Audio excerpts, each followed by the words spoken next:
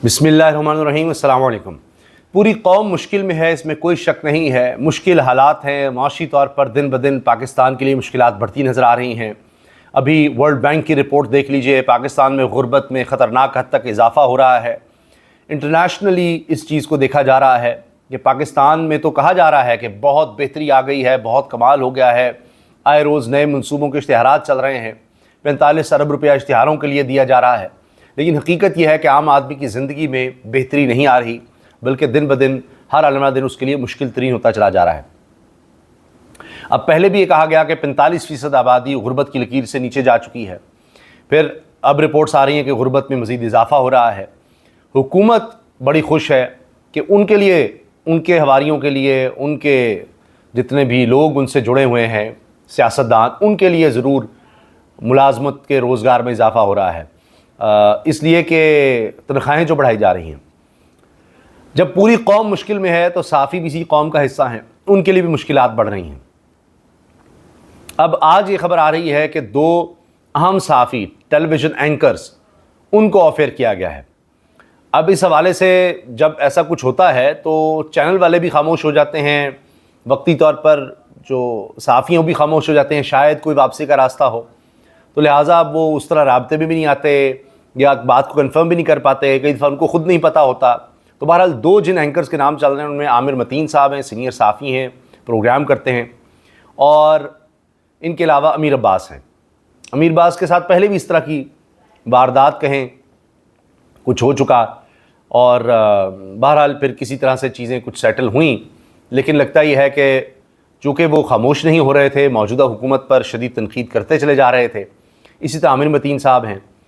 तो हर चीज़ कंट्रोल करने के बाद भी अब सोचिए ज़रा कि क्या हालात हैं, कितनी कमज़ोर हुकूमत है, कितनी खौफज़दा हुकूमत है कि जी हमारे ख़िलाफ़ तनकीद क्यों होती है। जब इतने इश्तिहार हम दे देते हैं तो कोई हमारे ख़िलाफ़ क्यों बोलता है। सब इनकी तारीफ़ें करें, सभी इनके साथ बैरूनी दौरों पर जाएं, सभी क्या पीटीवी पर काम लेने की लाइन में लग जाएं, सभी को इसी तरह से तनख्वाहें मिलें कि आप हमारे साथ हैं तो आपको चैनल पर काम मिलेगा, हमारे ख़िलाफ़ है तो चैनल से निकलवा दिया जाएगा।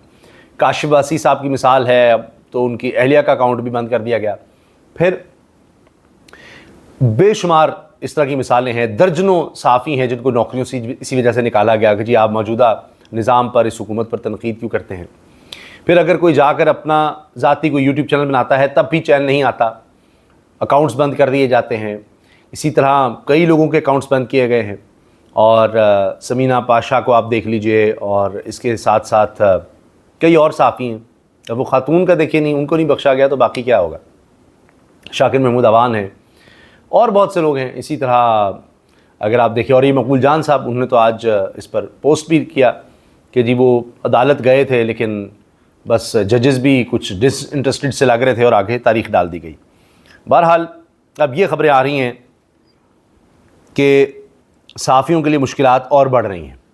अभी वैसी साफ़ी बरादरी बहुत दुख में थी कि मज़हर इकबाल सीनियर साफ़ी थे, उनका हादसे में अचानक इंतकाल हो गया।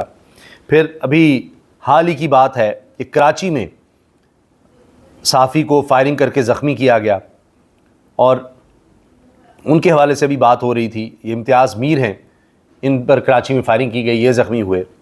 तो साफ़ियों के लिए मुश्किलात लगता है कि बढ़ ही रही हैं, क्योंकि हालात ऐसे हैं, मुल्क में माशी तौर पर अबतरी नज़र आ रही है। और इसको अगर आप रिपोर्ट करेंगे, इस पर बात करेंगे, मुल्क में इंसानी हुकूक़ की पामाली है, इस पर बात करेंगे, तो फिर आपके लिए मज़ीद मसाइल बढ़ते चले जाएंगे। जिस तरह मैंने आपसे अर्ज़ किया कि अब आप क्यों रिपोर्ट करें कि जी पाकिस्तान में गुर्बत की शरह में 7% इजाफ़ा हो गया है, ये आलमी बैंक की रिपोर्ट है। आप ये ना कहें, आप कहें कि बेहतरीन काम हो रहा है इस वक्त मुल्क में, बहुत तरक्की की मनाजिल तय हो रही हैं, कमाल हो रहा है, ऐसा तो कभी था ही नहीं। जिस तरह जी मरीम नवाज़ साहिबा के वाले से अज़मा साहिबा जो फरमा रही हैं कि जी इस तरह कभी किसी वज़ीर-ए-आला ने कुछ नहीं किया, यानी वो ख़ुद कह रही हैं कि ना तो उनके यानी मरीम साहिबा के वालिद मियाँ नवाज़ शरीफ साहब वज़ीर-ए-आला रहे, उनके चचा वज़ीर-ए-आला रहे, किसी वज़ीर-ए-आला ने वो काम नहीं किया, किसी तरह से भी इस तरह का काम नहीं किया, लोगों में चाकर और दीगर काम जो मरीम साहिबा कर रही हैं। तो इस तरह आप कहते रहें कि अपने ही बुज़ुर्गों के बारे में आप बेशक उनको भी निगेट करते रहें कि ख़त्म, कोई भी ऐसा नहीं था। तारीफ़ों के पुल बांध दें तो आपके लिए जनाब आसानी है, वरना आपके लिए मुश्किलात हैं। दहशत गर्दी की सूरत हाल देख लीजिए, हुकूमत को बैरूनी दौरों से फुर्सत नहीं मिलती। अब जाफ़र एक्सप्रेस पर फिर हमला हो गया है, फिर हमला किया गया जाफ़र एक्सप्रेस पर।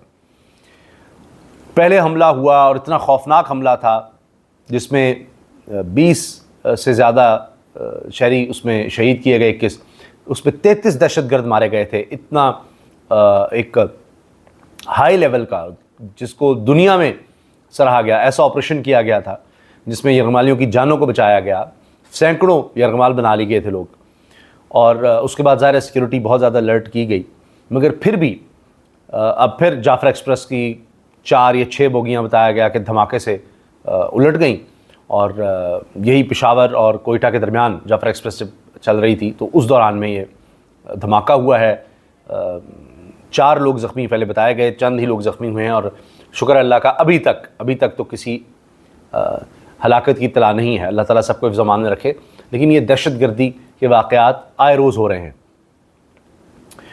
कभी हुकूमत की तरफ से कहा जाता है, जिस तरह हनीफ अब्बासी साहब या दीगर आप देखते हैं काबीना के लोग, कि वो जी सारा कसूर जैसे तहरीक इंसाफ का है, और उन्होंने कहा आज कि जी सहूलतकारी करी है खैबर पख्तूनख्वा हुकूमत, तहरीक इंसाफ की हुकूमत दहशतगर्दों की। तो फिर वो बलूचिस्तान में ये जो जाफ़र एक्सप्रेस पर हमला हो रहा है, इसका क्या कहेंगे? यहाँ क्या पीपल्स पार्टी की हुकूमत है, आपकी मखलूत हुकूमत है, मिलकर क्या वहाँ भी कोई सहूलतकारी हो रही है दहशतगर्दों की? तो ये दहशतगर्द हैं, ये पूरी कौम के मुजरिम हैं।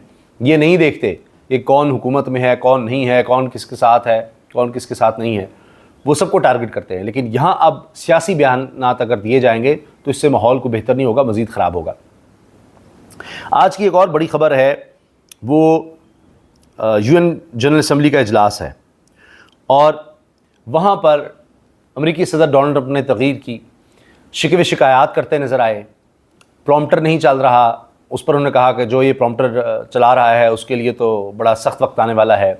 फिर एस्केलेटर जो है वो ख़राब हो गया जी, जिस पर उन्होंने ऊपर आना था इजलास में। इन दोनों के बारे में बाद में उन्होंने पोस्ट भी किया है सोशल मीडिया पर।